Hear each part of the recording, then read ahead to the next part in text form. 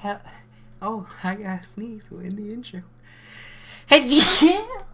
Whoopsies. Well, hi everyone. We're using 2 missions this time. I won't spoil the second part. But this first mission, and we're reusing the Frot 8 to get to Ike like I promised. And this will give us a ton of science, and I'll use it for much exciter missions for the next part. And the second part of this video. But anyway, I already sent this into orbit, so we're not going to watch that bit because it's kind of a waste of time. And this is just the insertion burn to Duna, which is very straightforward. I was even able to use the target tool without much adjustment. I'm going to make a lot of quick saves, and this will be close to real time, but not quite. And here I am getting Duna as my focus, and then making my mid-course correction plan. Because Ike is a lot easier to get captured by than something like Gilly, because one, it's circular orbits. I mean, not all, they're all kind of spheres, but as us, like here, even now, even with just my mid-course correction, I'm able to get an Ike encounter. I figure, well, might as well just use that instead of burning at Duna to capture. I will make a another mid-course correction at Duna periapsis to adjust my Ike encounter slightly.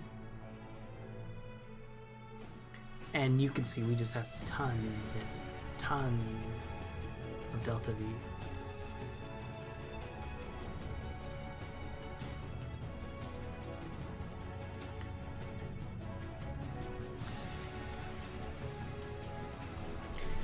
This rocket has really served me well. I'd like to take it to Jewel, this model.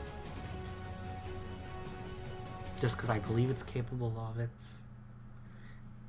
Even without a lot of gravity assist, I believe it's capable. And I think that would be a good goal for reusability, and then just focus on building the lander. Because if I can just reuse parts, I'll save a lot of time in the building process. And I want to use focus more and more on the modded parts. The build section of the second part of this video is cut to avoid spoilers of what we're working with though. But I am really looking forward to using the modded parts I have access to. Alright, I'm here just setting up that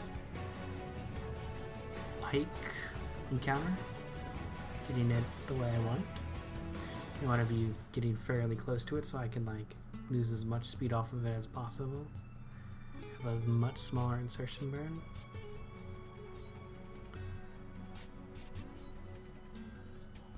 And there's my general measurement strategies. I'll see, oh, this costs this much, I'll base this off of that. Here I am just trying to get a good plane adjustment. I really just tweak it a little to see how much speed I can lose from just falling into Ike's gravity well as well. Now I'm going to make a save in case I fuck up and zoom past my burn, which I've done a few times. Usually it's not just deal with insertion burns, but with burns with tighter windows, it becomes more apparent. But something with the Delta V margins we have, it's not a big deal. You'll see me just being a bit ridiculous with this mission. And if you've noticed, we've had a bit of a graphics overhaul. That's because I added the boulder configuration to Eve, as well as some few other things you might notice in the future.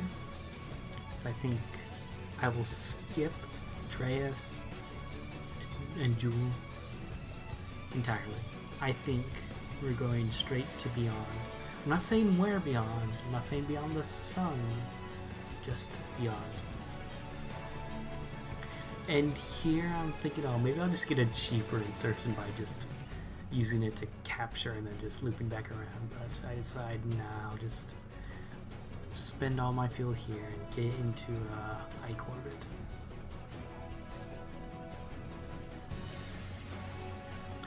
course, I'll want to make a quick save because it is possible I burn past.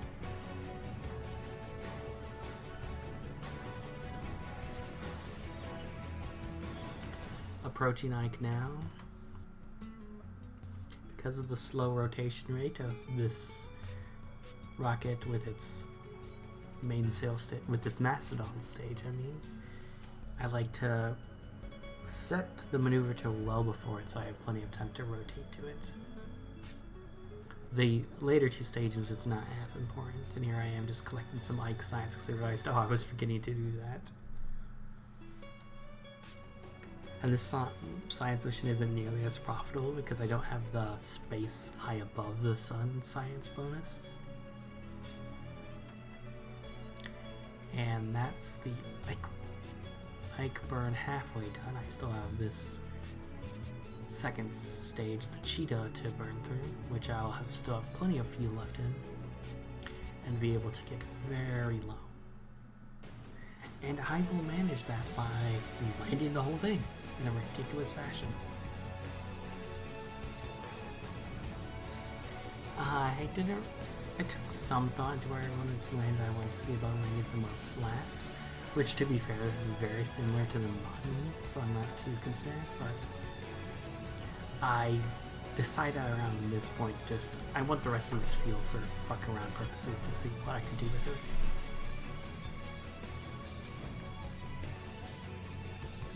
Here I am just collecting the science with our unusual Kerbal Bob Kearney. He always says some just weird political takes. He's gotten some weird YouTubers. Like, he's been talking about the woke mind virus. I'm not quite sure what he means. Anyways, I'm not sure how many more trips we'll let him come on because of his strange behavior.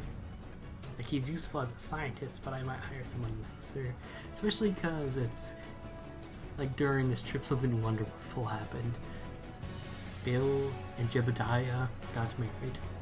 Yes, it was a 5-year journey, I believe, and around the 3-year mark, Bill proposed. It was beautiful. Over the comms, the whole mission control cried. Bob just muttered during the whole occasion, because it's a tiny room for Bob, there's nowhere else to go, and it's really awkward. And I failed this first land attempt. I just go in too fast. The Terrier engine has a higher TWR than the Cheetah, and I worked off what I learned from the Terrier, so I realized about here, yep, this is fucked.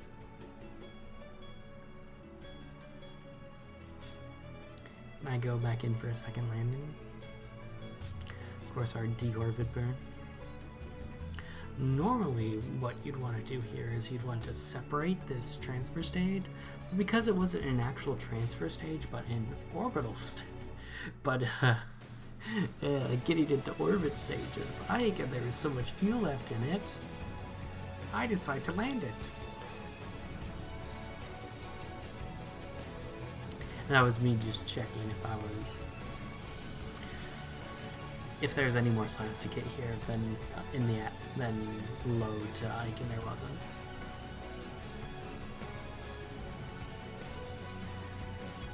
It's just easier trying to land as soft as possible, because I don't want to break anything.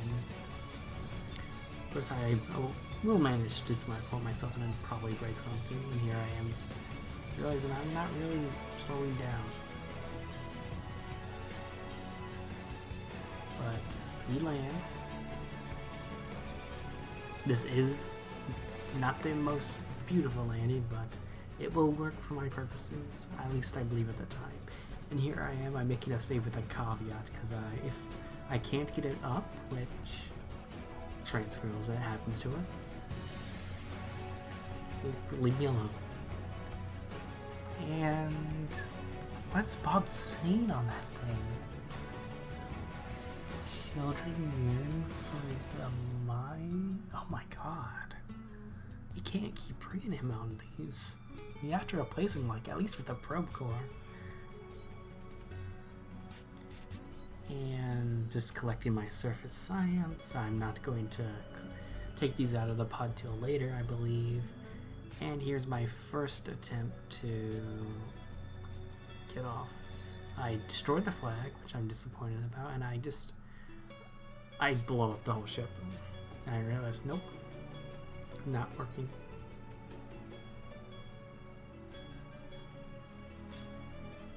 So here we are again.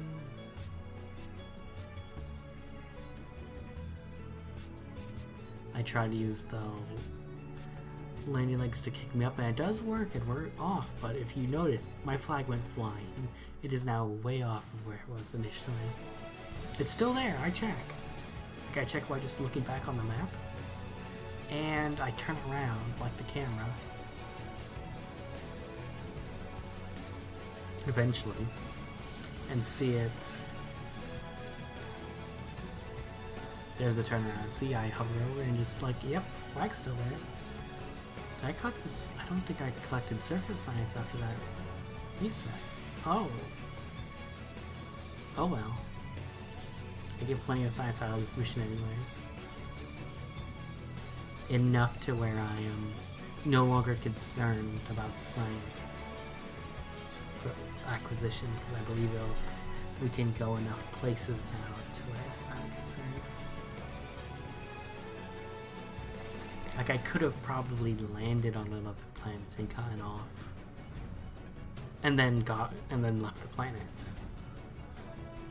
But I wanted to reuse that rocket. I quite liked how excessive it was, and it probably will be used again if I need more science. But it would be a very shoved past thing mission. Like, you'll just see it very fast forwarded compared to what you see now. And this is at like maybe 5 times speed.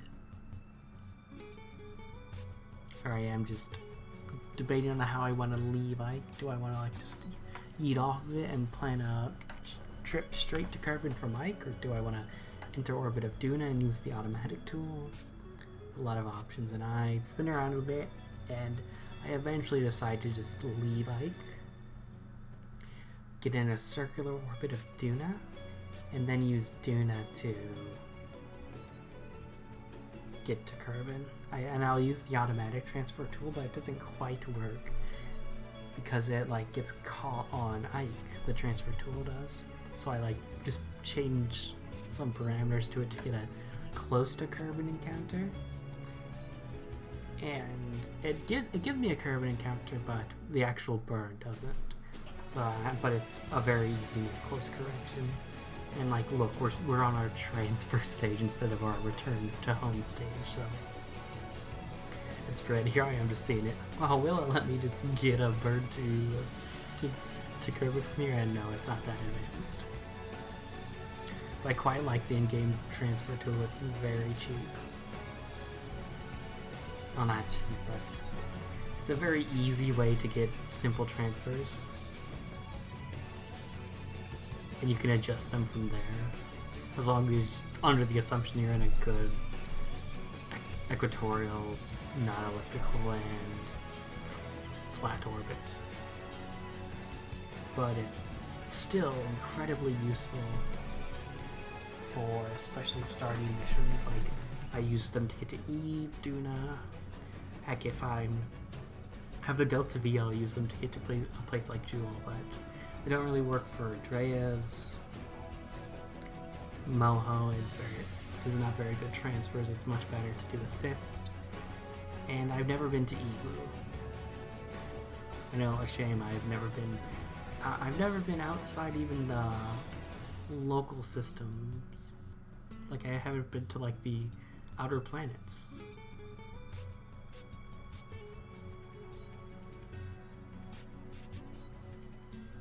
And here I am just collecting my Duna science. And we'll, in a few moments, I believe that's a minute or so on the video timer, we'll do a transition to our censored burn. This is a circularization burn now. You can see I'm just doing some slight tweaking to get my Kerbin burn. And you see here that yep, I can counter, that's not going to work. So what I do is I go into the maneuver settings and say, okay, do it one orbit later. and that's 1 orbit of Duna layer, and that gives me an encounter. The burn won't, but again, it's close enough to where I'm not concerned. Of course, it's not the best outcome. If I was tight on Delta V, I would have done a lot more manual planning. But I'm at this stage, I consider a moon landing. Like, I consider, it's possible. We'll see if we have enough when we get to the moon.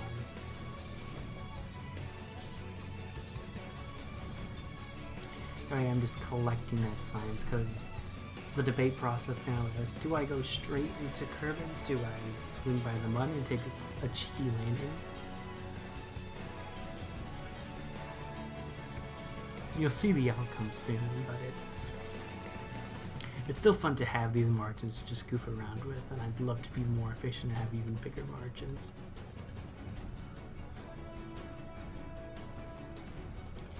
And I love just seeing all that, like, you got this science message, like, oh, transfer the data, good. And there's our warp through time. Just getting a beautiful shot of me getting to the burn before we transition over. And here's that facing Duna, just a beautiful body, by the way. I love Mars as a real planet. And it makes Duna one of my favorites to just see. Like, I follow some Mars-related YouTube channels that document the journeys of the rovers. It's like Ingenuity and Perseverance are having a wonderful time up there just looking at rocks. Here I am realizing, fuck, I'm not quite getting that Kerbin encounter. But I realize, oh, it's close enough, and I have the Delta V enough to... If I actually got the Kerbin encounter, I probably could have landed on the Mun for sure.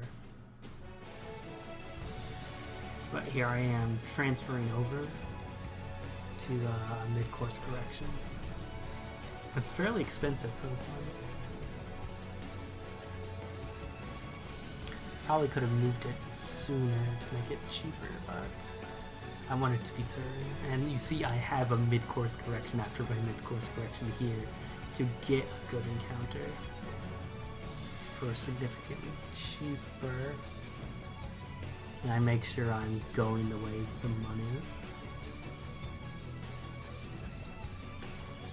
And just slightly tweaking it. And if you notice in the corner of the screen there, I do get a free Mun encounter, so let's risk it.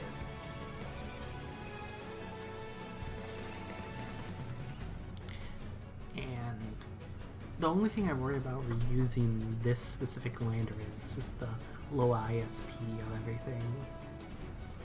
It's very risky for a lander. Definitely for Paul and Bop, if I wanted to visit more moons, Paul, Bop, and Val, it'd definitely be viable for them. But something like Tylo or an atmospheric body would be very dangerous.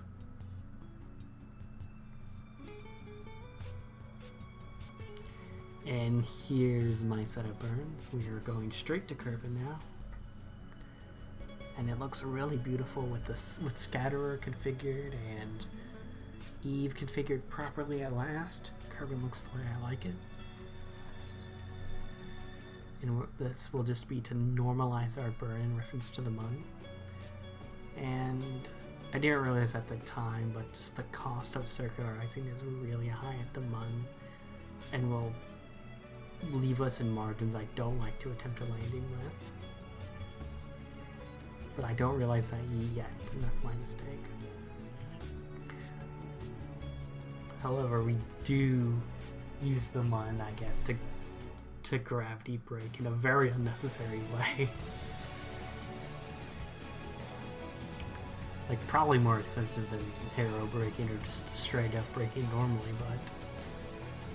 but I realized the cost around here, like, oh, this is not going down the way I wanted. I'll make this a flyby, and then I realized I have the flyby science.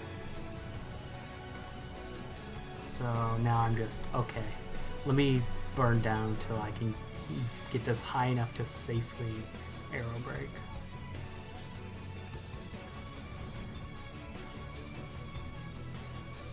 I want to be sure I don't explode, which is always a concern of mine. Of course, I usually underestimate the viability of heat shields.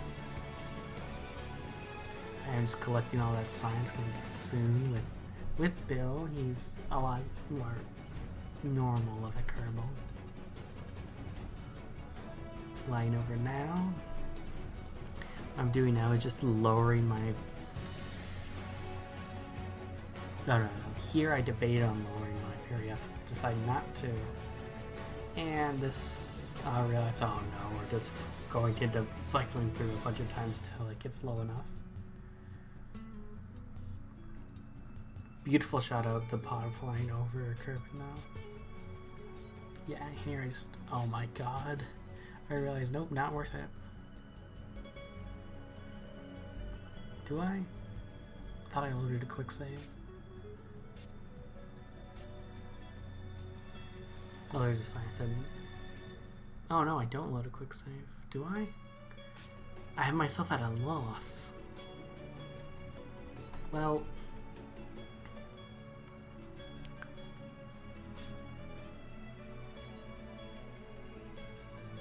yeah, here you do. There it was at last. And for that, I just decided I'll burn up all the fuel, lower my apoapsis, despite the risk of being closer with lower periapsis. It doesn't matter as long as I'm not flying over. And it's a quick burn too. And you see we get this beautiful sunrise landing with explosions in the distance. And just like that, first mission's over. I'll have the game audio on for the second mission because it won't last very long. Yeah. And touchdown. Beautiful mission. We gained lots of science and we gained some very special components. Next mission. New rocket. Secret payload. I'll tell you about it once I deploy it. I'm keeping it a secret because I'm so excited. It is loud and proud. It is another Mastodon-based payload, but this time the Mastodon is all alone in Sand. It's going to enter orbit, getting out of the atmosphere and into orbit all by itself. And you can see it's a fairly long payload, like 36 hours long. Why'd I use time to measure length? People do it, why not?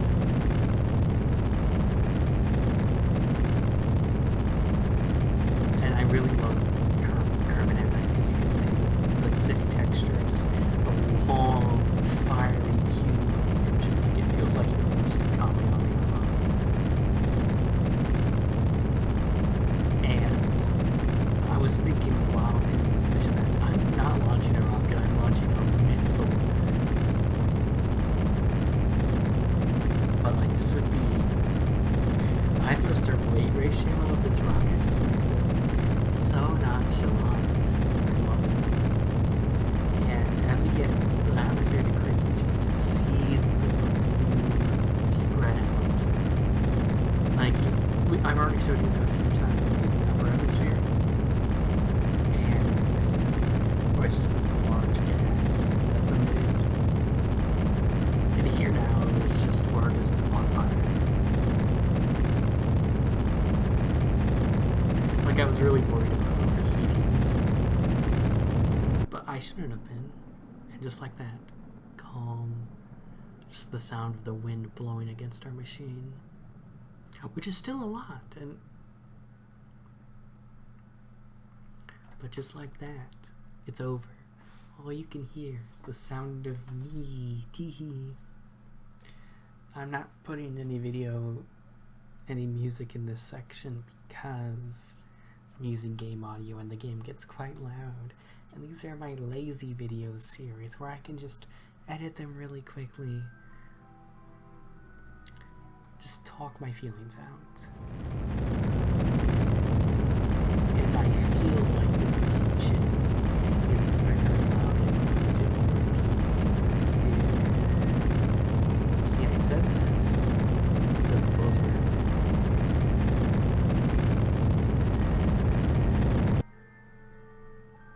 And another one of my goals for this series is just having background noise with people that watch them. You can just turn them on, check it, and see like, oh, that's what she's doing. That was a mistake there, deploying the fairing. I needed it for battery, and you can see now the payload is a series of goons, a series of probes. And I needed to deploy it to get the fairing to keep power up, but the fairing stabilized the rocket significantly more than what I expected. It was a huge stability piece. Again, you'll see this when I try to go full speed, we just bend like a noodle. Like you see, I get scared and think, oh, I'm going to have to reset, I'm going to have to reset. But we're at a point where we have the Delta V, and you can see each tiny little satellite has its own set of Delta V.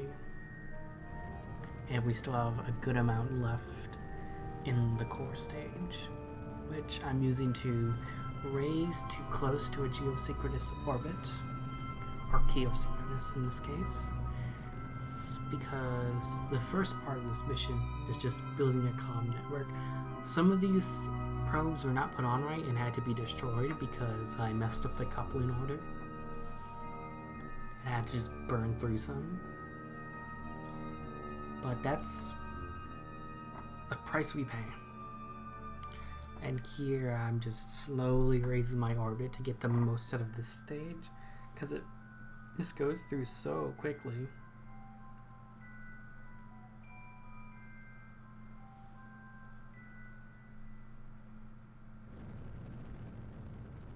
In the meantime, let's talk about something else.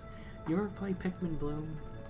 It's very fun when you're walking around more, but it loses its luster the less you're able to get out.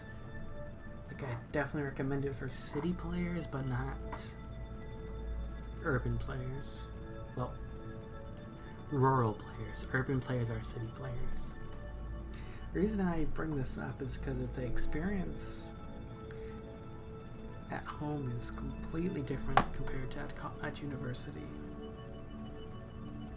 Like at home, it's just a boring game that just gives me a notification at the end of the day.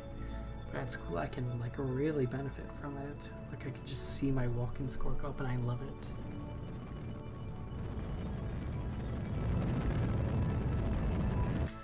And we're getting close to the end of the usefulness of the core stage. So I'm going to expunge it soon enough, and of course I'm leaving some goon debris. And it'll be nice because we'll be able to rotate a lot faster once it's gone. Like, despite that one reaction wheel, it's still really slow to rotate. Like, it has a very good amount of inertia. Oh, and I'm secretly working on another video series to link up with Journey to KSP2. I'm not at a point where anything's releasable yet. I'm still recording footage, and there'll be a lot to edit down. It'll be a lot more edited, the commentary will be a lot more thought out. So if you like my more edited style, you can look forward to that.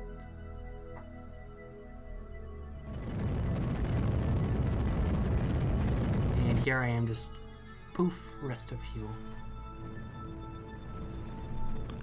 Oh, I think I have one more rotation, yeah. One more rotation's worth. And then the second satellite will burn through the first one because I didn't attach a decoupler to it. When I was building up this set of goons, my probes are called goons, my crewed rockets are called frotters. Why?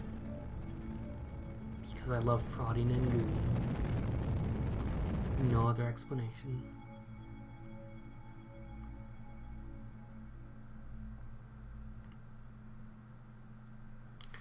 Homies don't fraught. Well, we do. And core stage gone.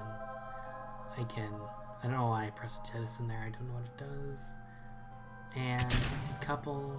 Realize, oh, I don't have a decoupler here. I just deploy the solar panel because I think, oh yeah, this probe will be usable. And then I see, nope, no it isn't. So my quick thinking says I need to raise these satellites anyways. I'll just activate engine and be short one. Most of the parts actually survive, so there might be just a part fetching mission eventually. But I don't know, I kind of like having all the debris around it. It's reminders of past failures. And I do some checking at this stage on how high a geosynchronous orbit is, and we're actually pretty close just by the nature of the burns we did, because my initial goal was to get that white payload as high as possible and then deploy these two at its level, or use the fuel in them to adjust to a level I liked. And this is that research now, comparing where we are to it's 2.863 million kilometers you need to be at to be in a geosynchronous orbit. And the reason you want a geosynchronous orbit for your communication satellites is because as you launch them, the more you have, the more that are in geosynchronous orbit, the more steady your communication will be. And that is very important for the secret payload, which I am about to unveil after we get these last few probes lined up. I have a Discord ping. Discord ping has landed in the video. Say hi, Discord ping. Hello, I'm Discord. I suck. Oh wow. Have some self-esteem, Discord.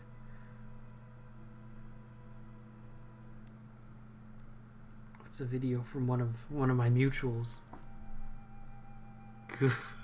It's someone excitedly running to the Good Feet store. I love FOOTJOB. Actually, I have to listen to this. Sorry if you hear it on the mic.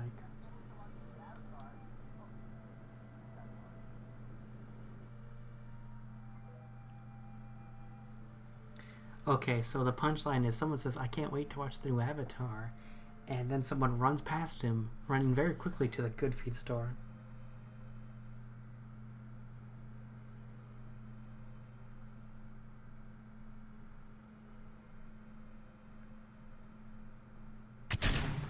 And there I realize we're at the right height to start deploying stuff for geosynchronous orbit. Like, I'll deploy I'll use the satellite with the payload first. I might even show you raising the other satellite.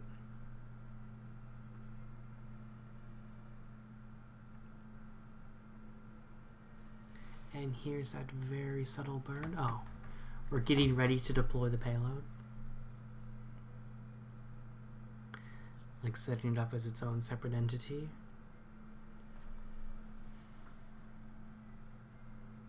I'm so excited. I literally love this part so much. Getting geosynchronous orbit, which will help this payload do its job a bit better. Not by much, but it'll aid it in its journey, because it's something that goes on a journey. I think I'll use a shot from the video as a thumbnail. Deploying the payload.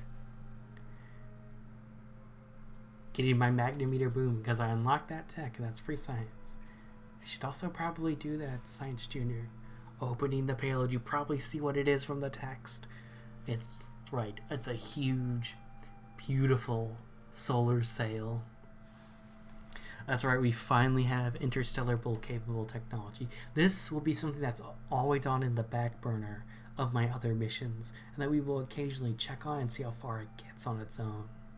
I might occasionally adjust it to see if we can't get it somewhere useful, but because it doesn't work like a normal rocket where you just burn prograde, you have to like align it with your sail, with your seas, that being the sun.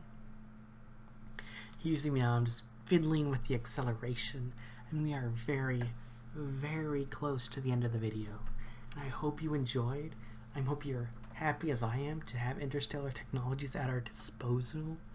I hope you're looking forward to whatever crazy rocket I have next, because next video, we're building from scratch. The Frot 9 is coming, and it will come somewhere. No one else has came.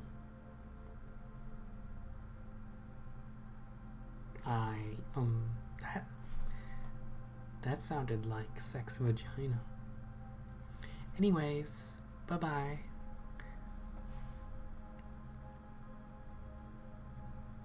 Oh, there's like a few seconds, 5 seconds left. I'm waving my hands.